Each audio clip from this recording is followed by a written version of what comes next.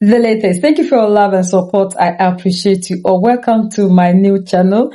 This is Aduba, and you are welcome. On this channel, I'll be sharing educative content about the ways that our youth are dying and doing everything possible on the Mediterranean Sea to get there, because we are told a different narrative about our continent.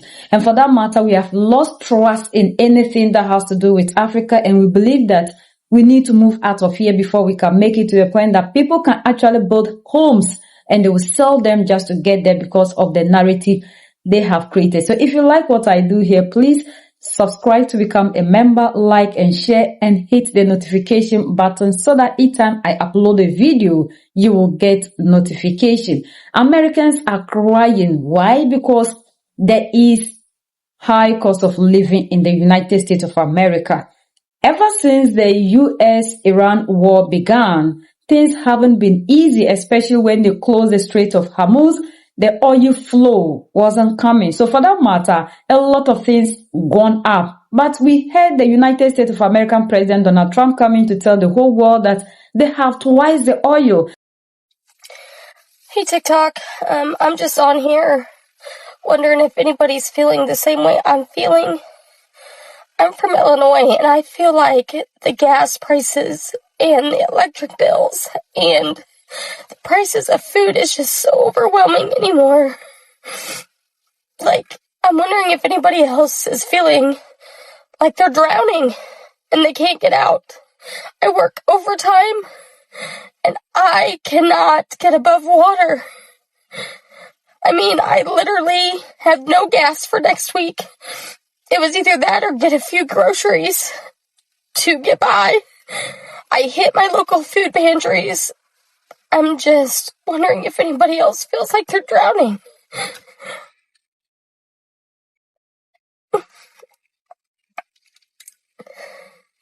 But anyway. $5 a gallon for fuel? Are y'all crazy? Are y'all crazy? What is going on? Americans are feeling the strain as petrol prices climb above $1.8 per liter, the highest since 2022. Driving in America is now luxury. Oh my God! How are we gonna survive here? How? $4? Oh my God! Across the country, frustration is growing. Some are protesting the government's decisions, including its war on Iran, blaming it for rising fuel and living costs. A lot of us didn't vote for it and don't want to be in a war and don't want to be paying high gas prices for apparently no reason with no strategy. Drivers say they're cutting back, changing habits, and struggling to manage tighter budgets. I need my car to work. The majority of the money I make doing that, I have to put it back in my car. And it's messing with a lot of people in different ways, money-wise, and it's just unfair to all of us. It doesn't matter if you're Democrat or Republican. It's everybody. Even among U.S. President Donald Trump's supporters, there are signs of division. While some remain loyal, others are voicing concern as the economic impact hits their wallets. It was my decision, you know, and I wouldn't support him no more, though. You got crude oil, you got liquid natural gas, and you got fertilizer. And without that, you know, the world is probably going to end up in a chaotic state. What do you think about gas prices, Mother? I don't have a problem with gas prices. So you're fine with them being high as long as it's under Trump?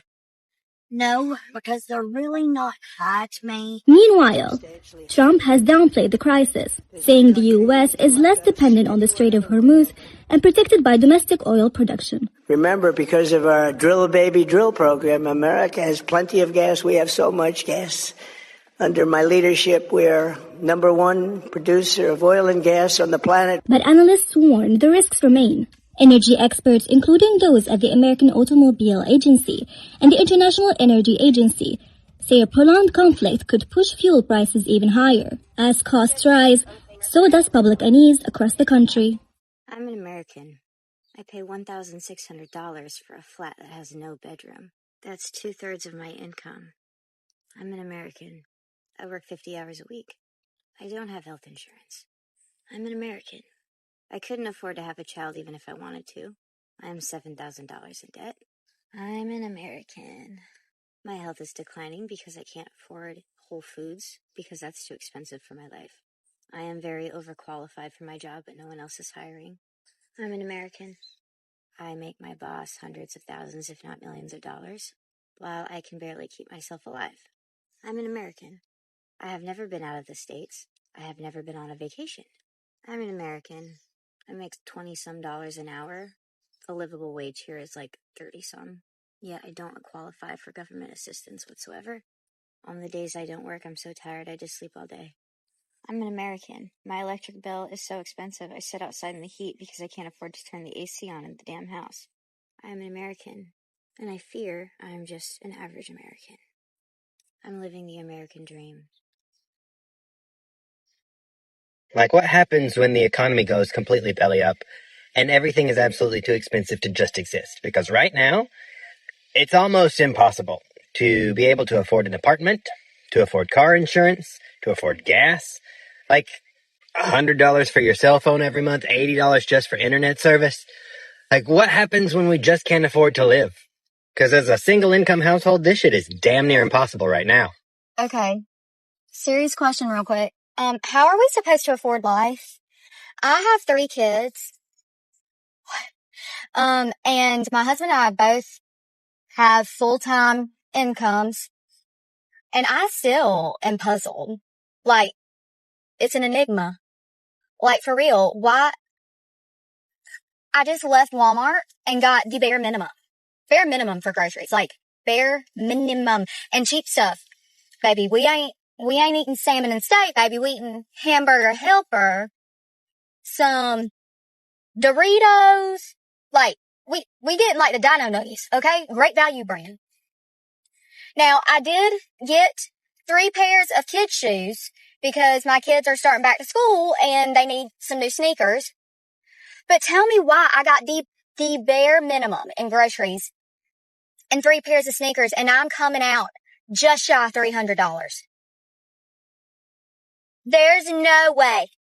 This is crazy. Like, I had children on the understanding that if I worked hard and put my pennies away, that we would be okay. And now I'm feeling not okay. And then my intrusive thoughts just come in and they start thoughting, you know what I mean? And I'm like, I have 3 kids that are all very close together, which means they're all going to be in college at the same time. How in the world am I supposed to send them to college? Now, don't get me wrong. I know that, like, it's completely normal, for people to just take out student loans and do all that. But I was lucky enough that my mother paid my way through college semester by semester, like the strong single mom she is, by making sacrifices because she didn't want me to have all that debt.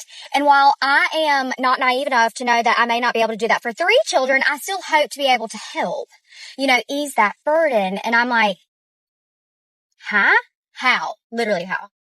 Mama, I don't know how much harder mama can hustle, okay? Mama is making the moolah, and the moolah is not spreading thinly, and I can't make it reach all corners. It's crazy. Why is it that the Americans are now crying about the cost of living? Because what their president told us is different from what they are crying over. So as Africans, we are made to believe that the United States of America is the heaven, and for that matter, when you get the visa to get there, all your problems are solved. But when we know what is actually happening in these countries, you and I will advise ourselves and then sit back home to make sure we build a better Africa for ourselves. Because there is nobody that can come into the continent to make Africa a better place for you and I if we ourselves are not ready to do something for ourselves. A lot of people didn't know the situation back then before they went there. If they knew that this is what they are going to face, a lot of people would have remained back home. And that is why I said it is better we create the awareness so that we'll know that the narrative that they've created for us for years, even myself, I was told that, and some friends even told me, and I also tried some time to get there. But I don't know, at a point in time, I just decided to say, no, I can even make it here in Africa. So we need to create the awareness so that our brothers and sisters will understand that we all have to join hands together to build the Africa we want to see. Because if we believe that other people made it, other people have developed their countries, so for that matter, we have to run to go there. We are only going there to become slaves and then cheap labor to these people. Africa is not a hell the way they projected the continent for us. If here is hell, then I don't think that these people should have been coming here. And when this thing started, everybody was saying that the war is going to affect us to the point that we even heard our leaders giving speeches saying that Africans, we are the ones that will be affected so much. But we are seeing that even though cost of things have increased, but we are not feeling the heat like the way these people are feeling it, because we all believe that they will be at a safer side. The President Donald Trump also told the whole world how they have twice of the oil, and for that matter, even the Strait of Hormuz, they don't need it when the allies of NATO refused to come and help him open. And he was saying, and he told the world that he was even doing people the favor because he has twice the oil of Russia, Saudi Arabia, and the rest. Yet we are seeing that the people in America are crying. So that should teach us a lesson that as Africans, there is no place like home. Africa is not hell. All the resources that we need to develop ourselves, we have them.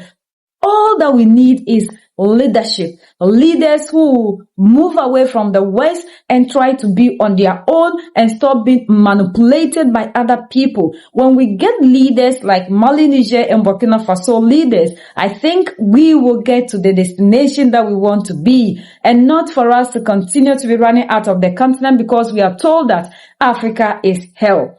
A lot is happening outside of our continent, which we do not know. But now there are people, because of social media, are bringing things out so that you and I will know what is actually happening there before you even think of leaving the continent, wasting everything that you have, dying on the Mediterranean Sea just to get there. There is nowhere like home. Africa is the best, and Africa will continue to be the best, and we must stay back here to make sure we change the narrative in our continent. United we stand, divided we fall, and united we keep standing forever and ever. The greatest enemy of the African is mental slavery. So let's decolonize ourselves from mental slavery. Let's keep sharing to educate our brothers and sisters. Together we'll make Africa great for ourselves and the next generations that are going to come. So that's the latest around the world. In the United States of America,